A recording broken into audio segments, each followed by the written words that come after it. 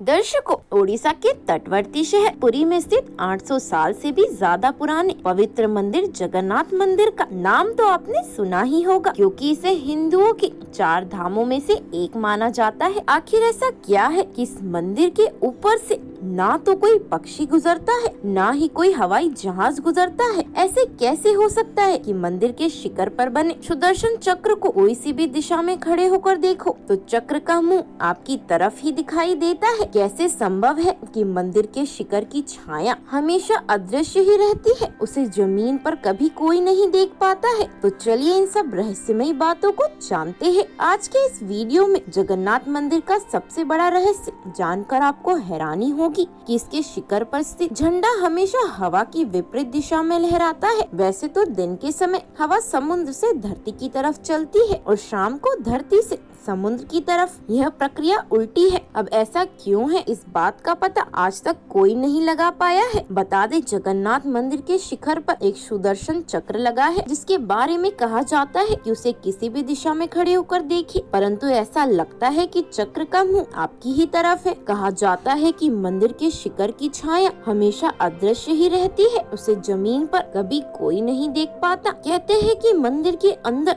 समुद्र की लहरों की आवाज किसी को भी सुनाई नहीं देती, जबकि समुद्र पास में ही है। लेकिन आप जैसे ही मंदिर से बाहर निकलोगे, आप आश्चर्यचकित हो जाएंगे, क्योंकि समुद्र के लहरों की आवाज आपको स्पष्ट सुनाई देने लगती है। वैसे तो देखा जाता है कि मंदिरों के ऊपर से पक्षी गुजरते ही है या कभी कभी उसके शिखर पर भी बैठ जाते हैं, लेकिन जगन्नाथ मंदिर के इस मामले में सबसे अलग व रहस्यमयी है, क्योंकि इसके ऊपर से कोई भी पक्षी नहीं गुजरता। सिर्फ यही नहीं, मंदिर के ऊपर से हवाई जहाज भी नहीं उड़ते हैं। इस मंदिर की रसोई देखकर भी दंग हो जाएंगे। दरअसल यहाँ भक्तों के लिए प्रसाद पकाने के लिए 7 बर्तन एक दूसरे के ऊपर रखे जाते हैं, लेकिन हैरानी करने वाली बात ये है कि सबसे ऊपर रखे बर्तन में ही प्रसाद सबसे पहले पकता है, फिर नीचे की तरफ एक के बाद एक बर्तन में रखा प्रसाद पकता जाता है। यहाँ हर दिन बनने वाला प्रसाद भक्तों के बीच कभी कम नहीं पड़ता। चाहे 10-20 हजार लोग आए या लाखों लोग, सबको प्रसाद मिलता ही है। लेकिन जैसे ही मंदिर का द्वार बंद होता है, वैसे ही प्रसाद भी खत्म हो जाता है।